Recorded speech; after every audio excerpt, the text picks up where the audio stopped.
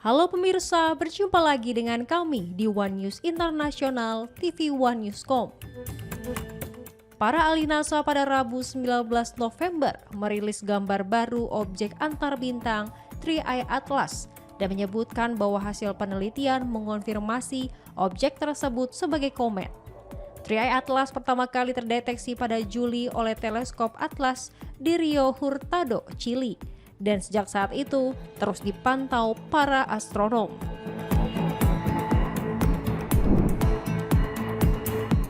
Informasi lainnya, Presiden sementara Madagaskar, Kolonel Mikael Randrianrina memamerkan sebuah batu zamrud raksasa seberat 300 kg di Istana Presiden pada Selasa malam 19 November.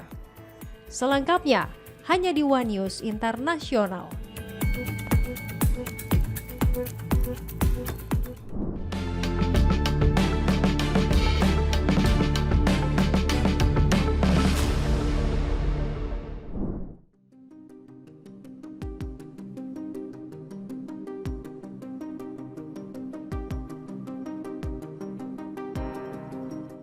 Hubungan Cina dan Jepang kembali memanas dan menjadi sorotan internasional dalam beberapa waktu terakhir.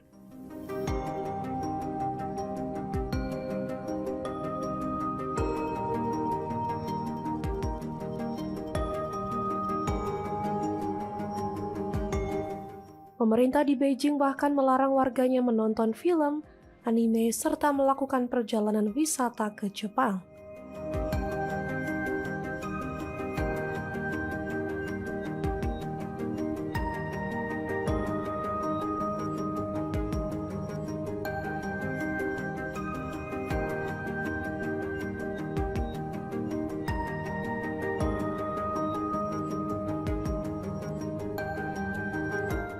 Cina juga sebelumnya mengimbau masyarakatnya untuk tidak bepergian ke negeri Sakura.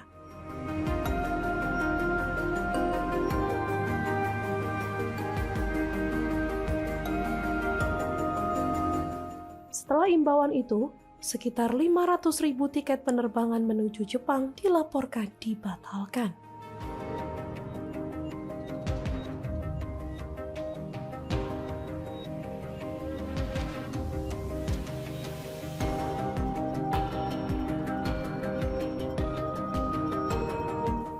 Kedutaan Besar Cina di Jepang turut menyerukan agar warganya menunda rencana perjalanan ke negara tersebut.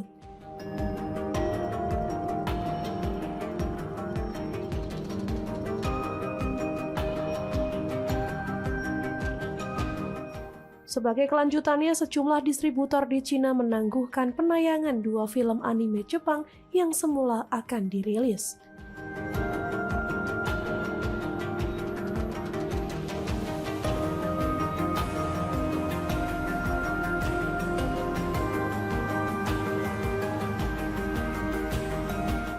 Media pemerintah Cina menyebut keputusan itu dipengaruhi oleh sentimen pasar dan reaksi publik terhadap hubungan kedua negara.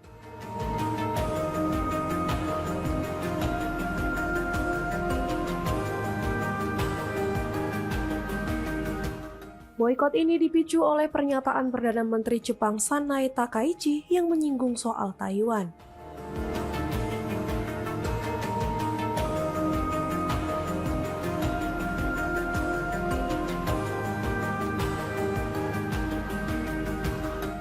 Dalam pidatonya di parlemen, Takaichi menyatakan kemungkinan Jepang merespons militer jika terjadi serangan terhadap Taiwan.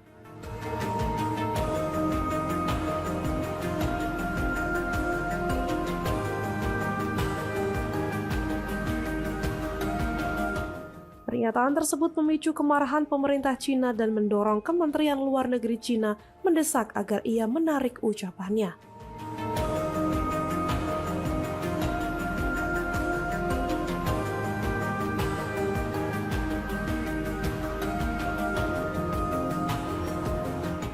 Namun, Takaichi justru tetap mempertahankan posisinya dan dikenal sebagai tokoh yang tegas terhadap Cina serta mendukung Taiwan.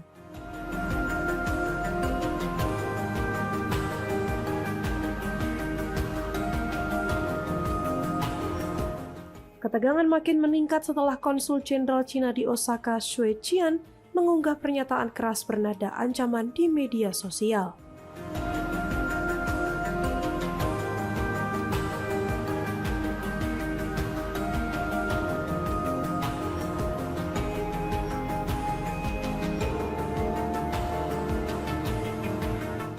Di sisi lain, China juga terus menunjukkan sikap agresif terhadap Taiwan dan menegaskan tidak menutup kemungkinan menggunakan kekuatan untuk mempertahankan klaimnya atas pulau tersebut.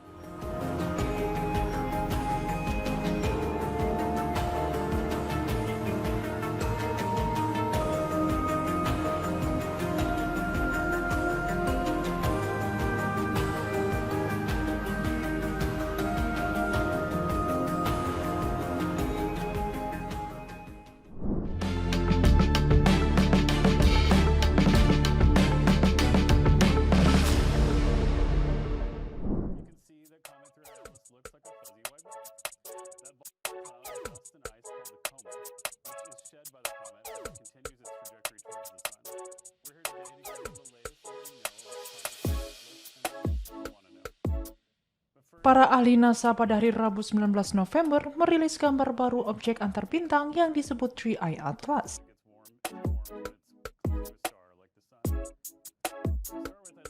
Dan menambahkan bahwa penelitian terhadap objek tersebut menunjukkan bahwa objek tersebut adalah komet.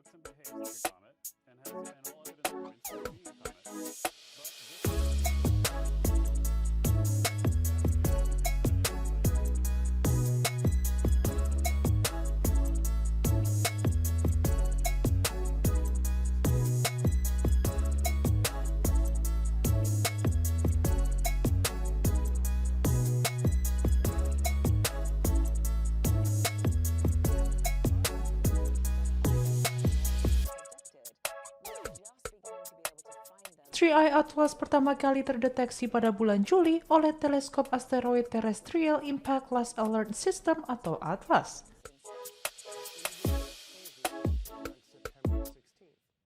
Yang terletak di Rio Hurtado, Chile, yang telah dilacak oleh para astronom sejak saat itu.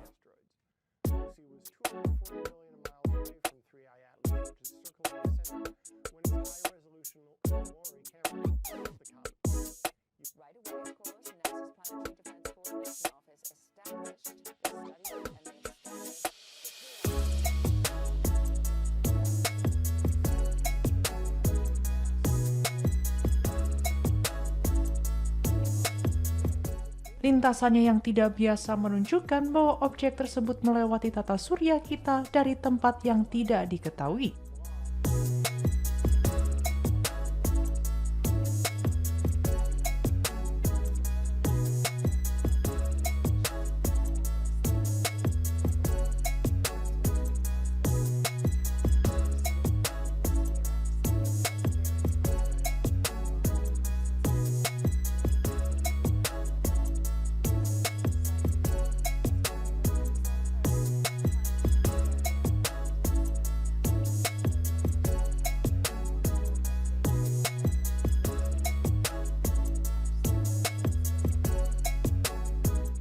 Pada hari Rabu, Administrator Asosiasi NASA Amit Kshatriya mengatakan Three Eye Atlas terlihat dan berperilaku seperti komet dan semua bukti menunjukkan bahwa objek tersebut adalah komet.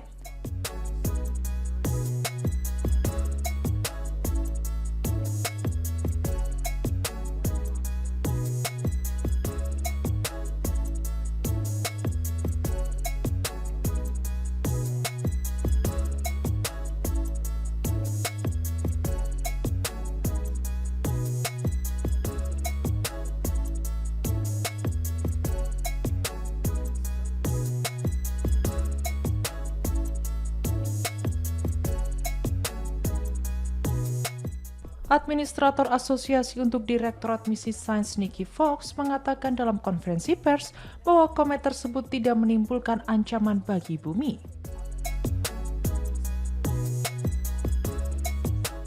Three Eye Atlas telah menarik perhatian setelah rumor bahwa objek tersebut bukan komet melainkan teknologi alien karena lintasan, komposisi, dan faktor-faktor lainnya.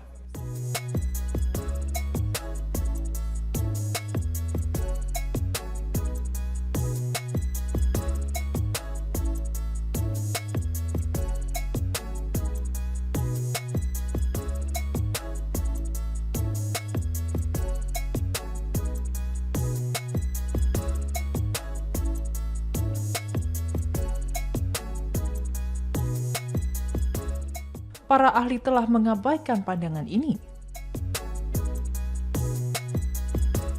Thomas Tetler dari NASA mengatakan perubahan lintasan yang diamati adalah hasil dari gas dan debu yang tertiup, yang mendorong objek seperti mesin roket kecil.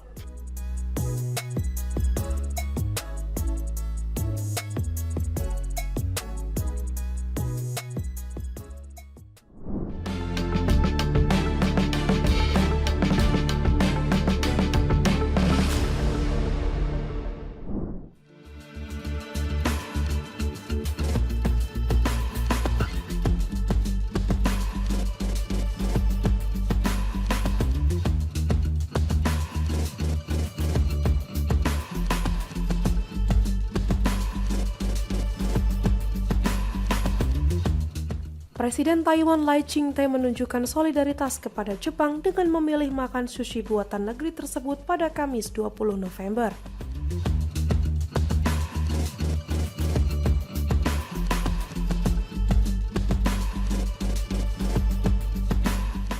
Aksi itu dilakukan di tengah meningkatnya ketegangan setelah Cina mengisyaratkan larangan impor seluruh makanan laut asal Jepang.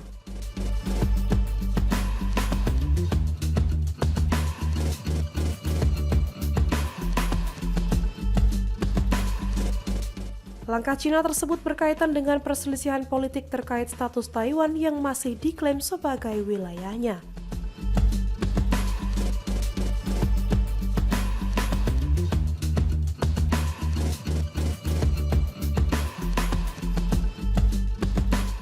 Ketegangan juga diperparah oleh perkataan Perdana Menteri baru Jepang Sanae Takaichi soal kemungkinan respons militer.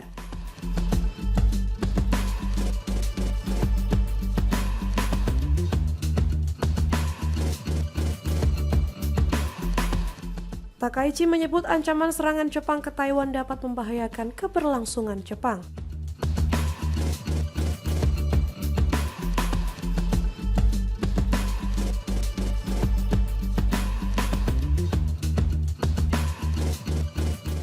Dalam unggahan di media sosial, Lai terlihat menikmati sushi saat makan siang. Menu yang dipilihnya terdiri dari ikan yellowtail asal Kagoshima dan kerang dari Hokkaido.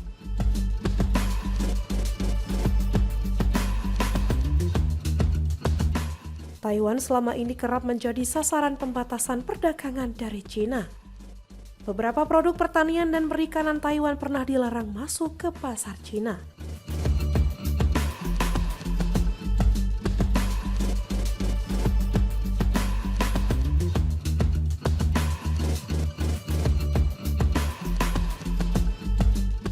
Pemerintah di Taipei menilai kebijakan itu sebagai bentuk tekanan politik dari Beijing.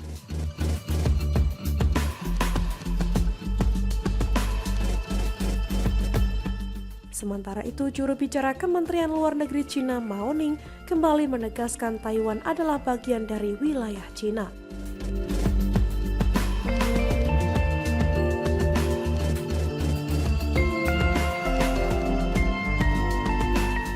Meski tidak memiliki hubungan diplomatik resmi, Jepang dan Taiwan tetap menjalin hubungan yang dekat.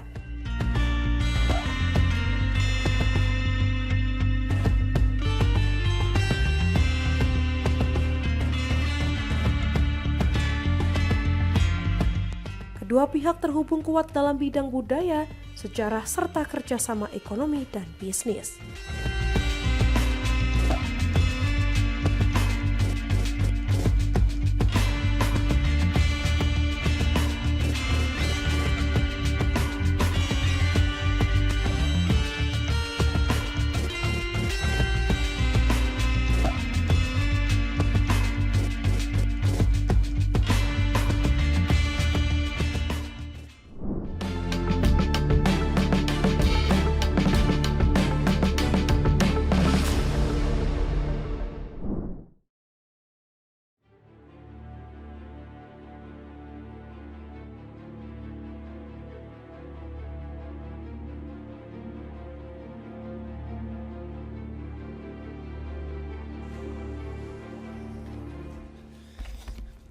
Good morning. Good morning and thank you for being here. strong allies, and assured us of friendly. Inggris mengecam keras Rusia setelah kapal intelijen Yantar memasuki zona ekonomi eksklusif Inggris dan diduga menyorotkan laser ke pilot pesawat RAF. Pemerintah menilai tindakan tersebut sebagai bagian dari meningkatnya pola ancaman baru dari Moskow terhadap negara-negara NATO.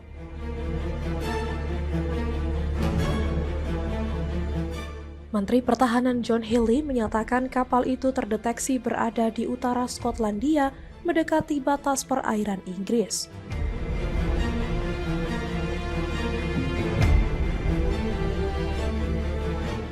Yantar diketahui memiliki kemampuan mengumpulkan data intelijen serta memetakan kabel bawah laut yang vital bagi energi dan komunikasi Inggris.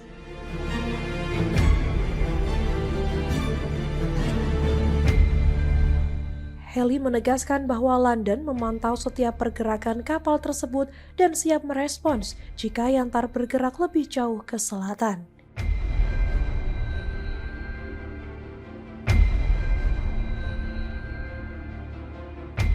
Menurut laporan PA Media, kapal itu telah memasuki ZEE Inggris namun tetap berada di luar batas perairan teritorial resmi.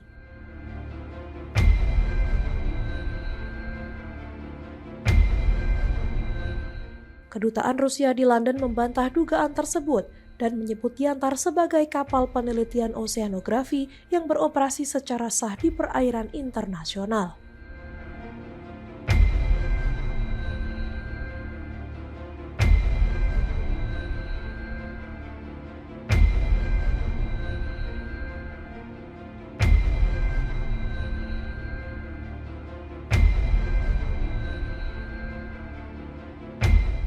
Perwakilan Rusia menuduh pemerintah Inggris memicu ketegangan melalui retorika anti-Rusia yang semakin keras.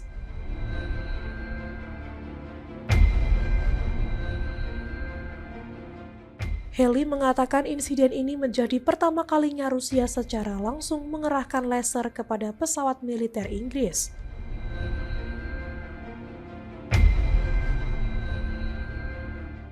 Ia juga menjelaskan bahwa aturan keterlibatan Angkatan Laut telah diperbarui agar pemantauan terhadap Yantar dapat dilakukan dengan lebih ketat.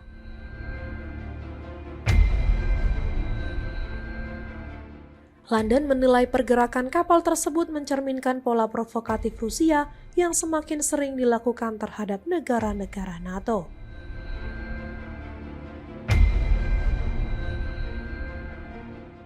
Pihak Polandia baru-baru ini menuding Rusia berada di balik ledakan di jalur kereta utama menuju Ukraina yang dianggap sebagai bentuk sabotase serius.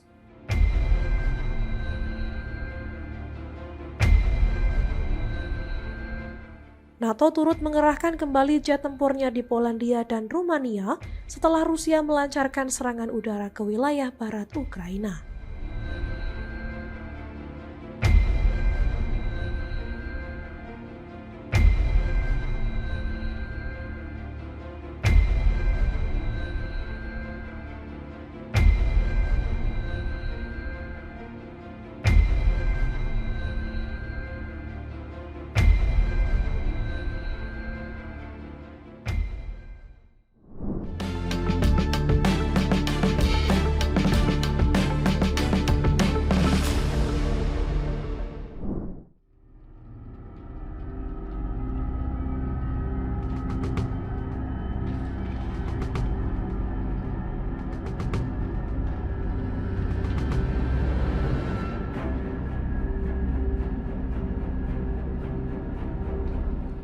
Setidaknya 26 orang tewas dan banyak yang dinyatakan hilang dalam serangan pesawat nirawak dan rudal Rusia semalam yang menghantam gedung-gedung apartemen di kota Ternopil, Ukraina Barat, kata Menteri Dalam Negeri Ukraina pada Rabu 19 November.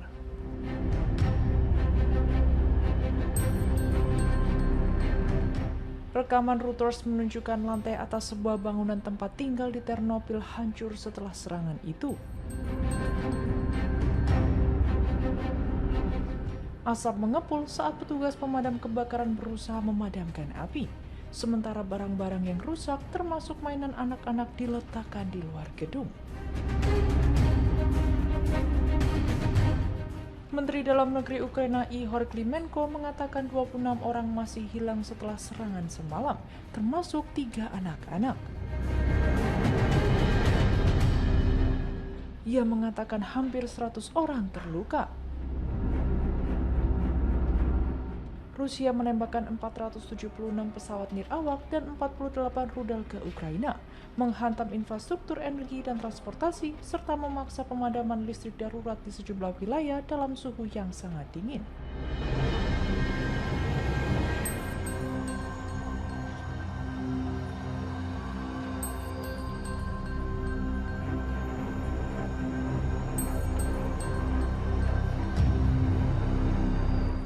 Polandia, negara anggota NATO yang berbatasan dengan Ukraina Barat, untuk sementara menutup bandara Rzeszów dan Lublin di tenggara negara itu, dan menerbangkan pesawat Polandia dan sekutu sebagai tindakan pencegahan untuk menjaga wilayah udaranya.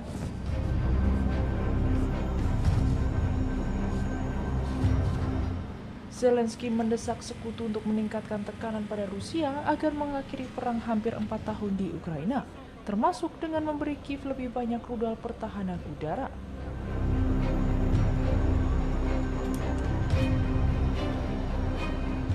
Presiden Volodymyr Zelensky yang dijadwalkan mengadakan pembicaraan di Turki dalam upaya menghidupkan kembali perundingan perdamaian dengan Rusia, mengonfirmasi bangunan tempat tinggal bertingkat telah terkena dampak di Ternopil dan mengatakan bangunan lainnya mungkin terjebak di bawah reruntuhan.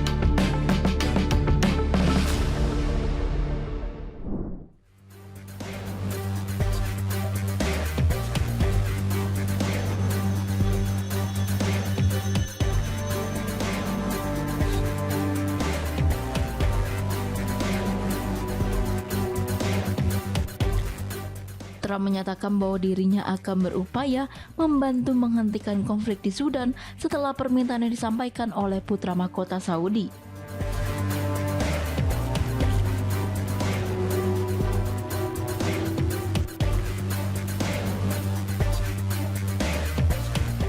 Permintaan itu disampaikan dalam pertemuan mereka yang mendorong Trump untuk segera meninjau situasi konflik tersebut.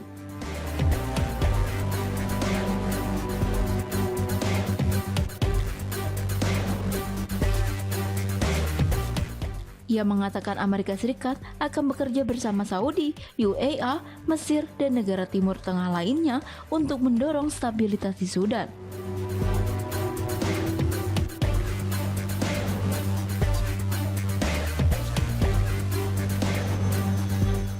Melalui pernyataannya, Trump menegaskan bahwa upaya awal untuk membahas dan menangani krisis tersebut telah mulai dijalankan.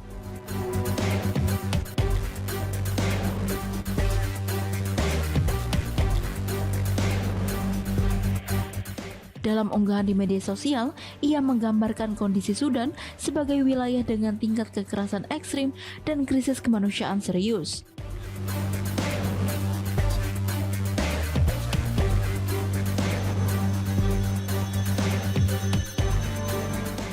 Trump menyebut Sudan sebagai salah satu tempat paling berbahaya di dunia saat ini dengan eskalasi kekerasan yang terus memburuk.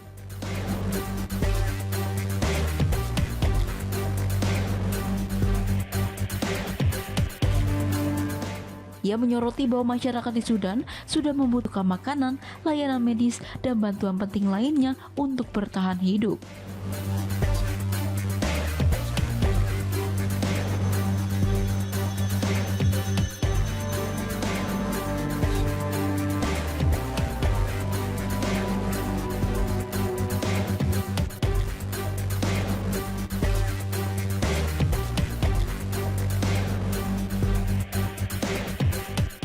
Trump mengatakan ia mulai menelusuri masalah Sudan hanya beberapa menit setelah mendengar penjelasan tentang tingkat urgensi dari pihak Saudi.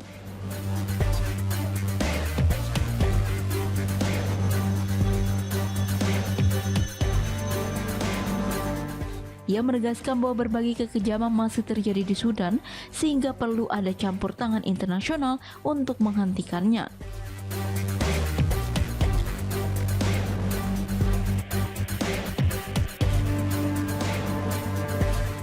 Upaya ini juga dinilai sebagai bagian dari langkah Washington mengurangi ketegangan dan kekacauan di wilayah Timur Tengah.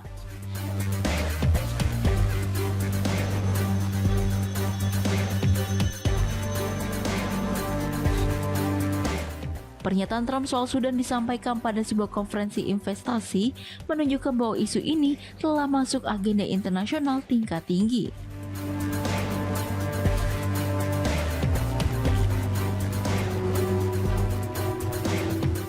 Dengan kerjasama lintas negara, Amerika Serikat berharap dapat membuka peluang untuk menghentikan kekerasan dan memulai proses pemulihan di Sudan.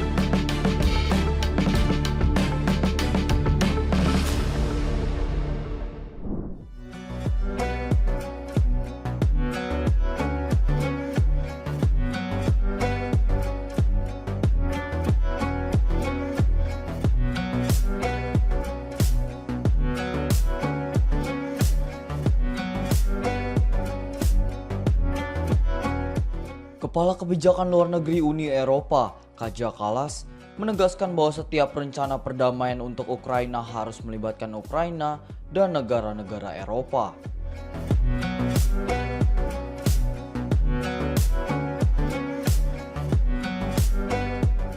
Kallas menyatakan bahwa Uni Eropa hanya mendukung perdamaian yang adil, tahan lama, dan tidak memaksa Ukraina menyerah.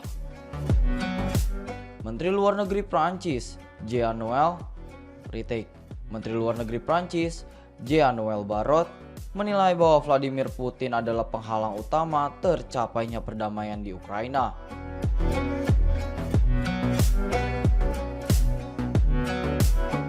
Barrot mengatakan gencatan senjata harus menjadi langkah awal sebelum negosiasi mengenai wilayah dan jaminan keamanan bisa dilakukan.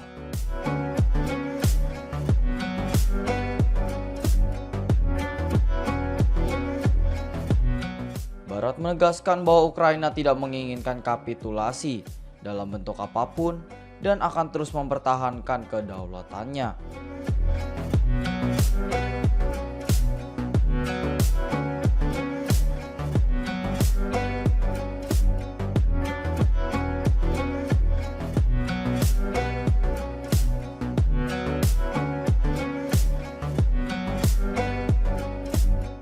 Menteri Luar Negeri Belanda, David van Wiel, menyatakan bahwa Eropa tidak akan mendukung rencana perdamaian jika Ukraina tidak menyetujuinya.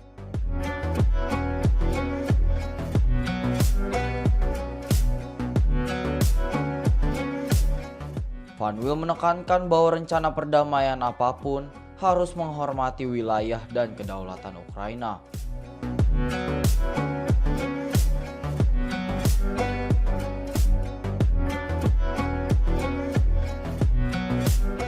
Rancangan kerangka kerja AS untuk mengakhiri perang mencaptukan opsi Ukraina menyatakan wilayah dan senjata tertentu, namun Ukraina disebut tidak dilibatkan dalam penyusunannya.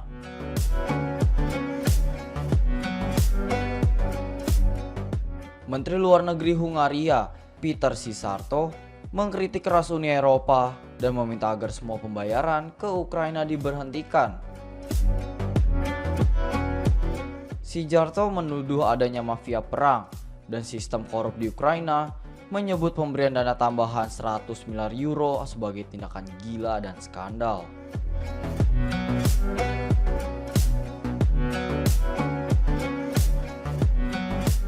Ia menilai situasi di lapangan menunjukkan Rusia terus memperluas pendudukan, sehingga klaim bahwa waktu berpihak pada Ukraina adalah ilusi.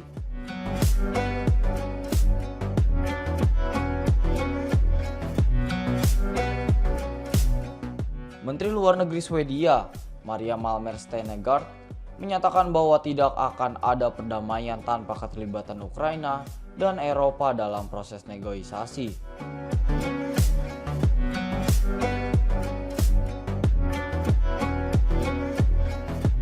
Stenergard menekankan bahwa strategi utama Swedia adalah memperkuat dukungan untuk Ukraina dan meningkatkan tekanan terhadap Rusia.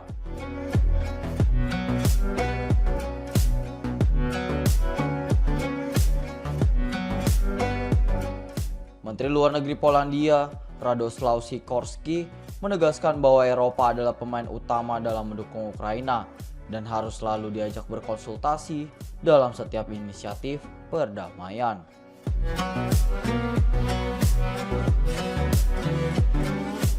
Situasi memanas di Ukraina setelah dua menteri dipecat akibat kasus korupsi besar terkait kontrak energi nuklir, menambah tekanan internasional terhadap pemerintahan Kiev.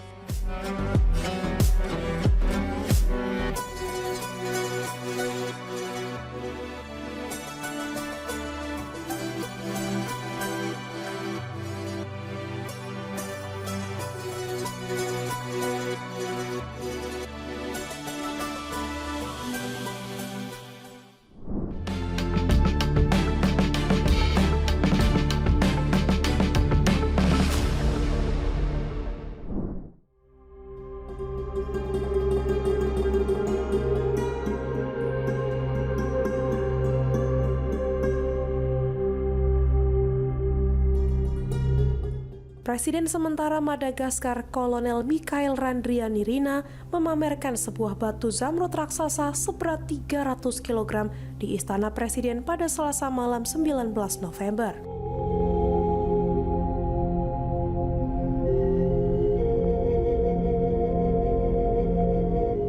Batu itu ditampilkan di Istana Negara Ambohitsorohitra, Antananarivo, ibu kota Madagaskar.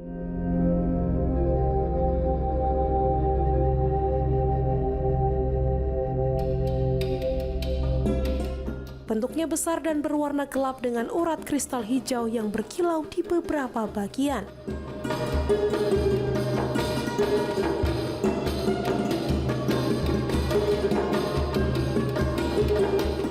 Menurut Randrianirina, batu tersebut merupakan kekayaan nasional yang sangat berharga.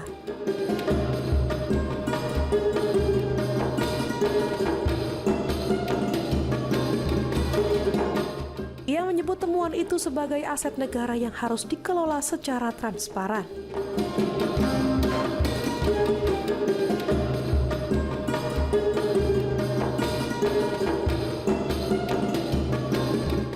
Batu tersebut dikategorikan sebagai zamrud dalam matriks karena kristalnya masih menempel di batuan asalnya.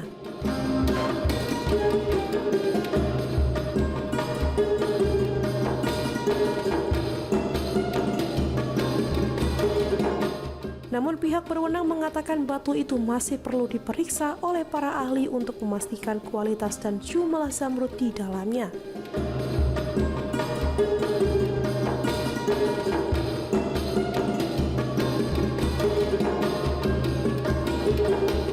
Randriani Rina belum mengungkap bagaimana batu itu bisa ditemukan atau berasal dari mana.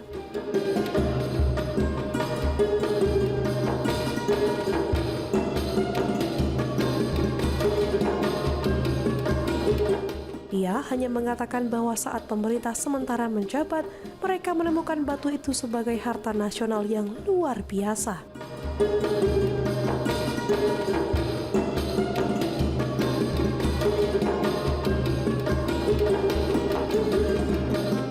Menteri Pertambangan Madagaskar Karl Andrian Parani menyebut batu tersebut sebagai incaran para kolektor dunia.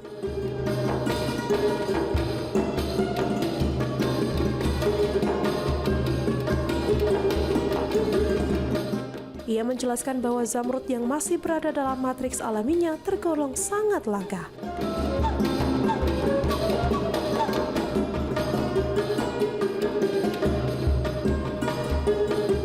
Para pejabat juga mengaku tidak menemukan catatan adanya penemuan batu serupa sebelumnya di Madagaskar.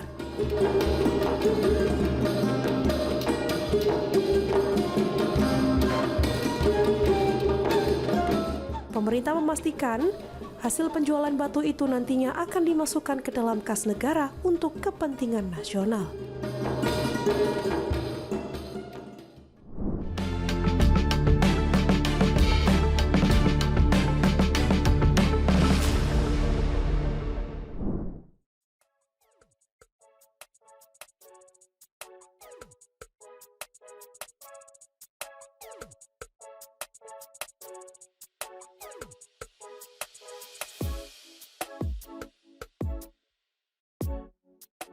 Skandal naturalisasi di tubuh timnas Malaysia kembali memanas.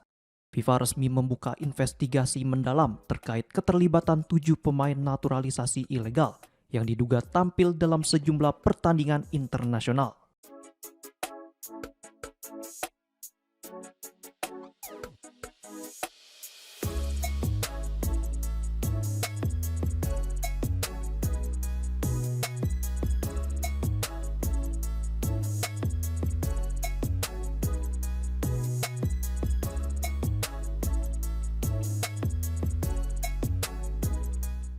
Sebelumnya, FIFA telah menjatuhkan sanksi kepada Federasi Sepak Bola Malaysia atau FAM dan 7 pemain tersebut karena dugaan pemalsuan dokumen naturalisasi.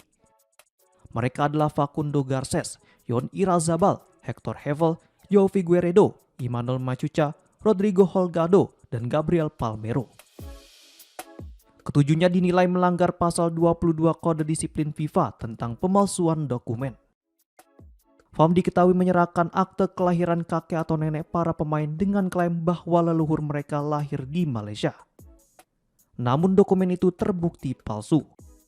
Kasus ini mencuat setelah ketujuh pemain tampil pada laga kedua kualifikasi Piala Asia 2027 melawan Vietnam pada 10 Juni 2025. Terbaru, FIFA menolak seluruh banding yang diajukan FAM sekaligus membuka kemungkinan hukuman yang lebih berat bagi timnas Malaysia. Penyelidikan pun tidak berhenti pada laga melawan Vietnam.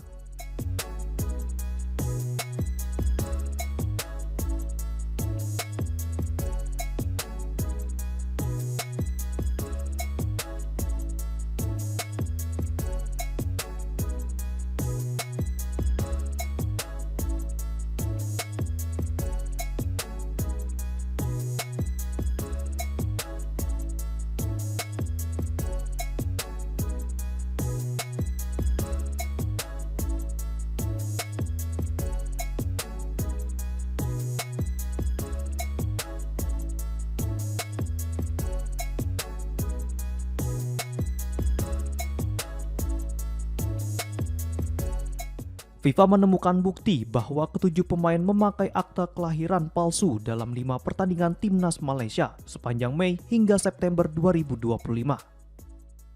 2 diantaranya adalah laga kualifikasi Piala Asia 2027 menghadapi Nepal dan Vietnam. 3 pertandingan lainnya merupakan laga persahabatan yang memengaruhi peringkat FIFA, yaitu melawan Tanjung Verde, Singapura, dan Palestina. FIFA kemudian membuka investigasi terpisah terkait keterlibatan pemain ilegal dalam 3 laga uji coba tersebut.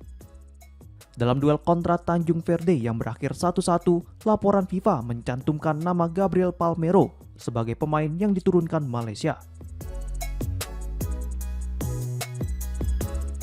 Saat melawan Singapura, ada 5 pemain ilegal yang tampil yakni Gabriel Palmeiro, Facundo Garces, Rodrigo Holgado, João Figueiredo, dan John Irazabal. Sementara pada kemenangan 1-0 atas Palestina, 3 pemain ilegal bermain yakni Gabriel Palmeiro, João Figueiredo, dan Rodrigo Holgado. Dengan temuan baru ini, timnas Malaysia terancam mendapat hukuman tambahan dan lebih berat dari FIFA.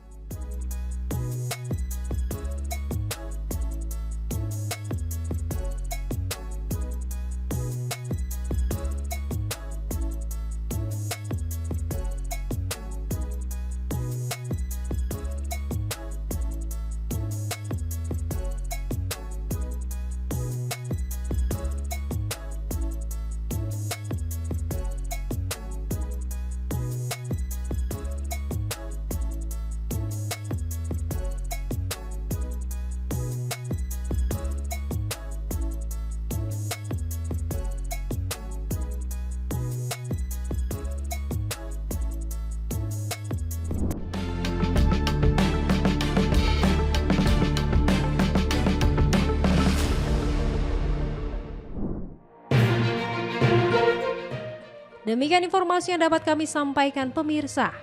Terima kasih telah bergabung bersama kami. Sampai jumpa di One News Internasional berikutnya setiap pukul 8 malam hanya di kanal YouTube TV One Newscom.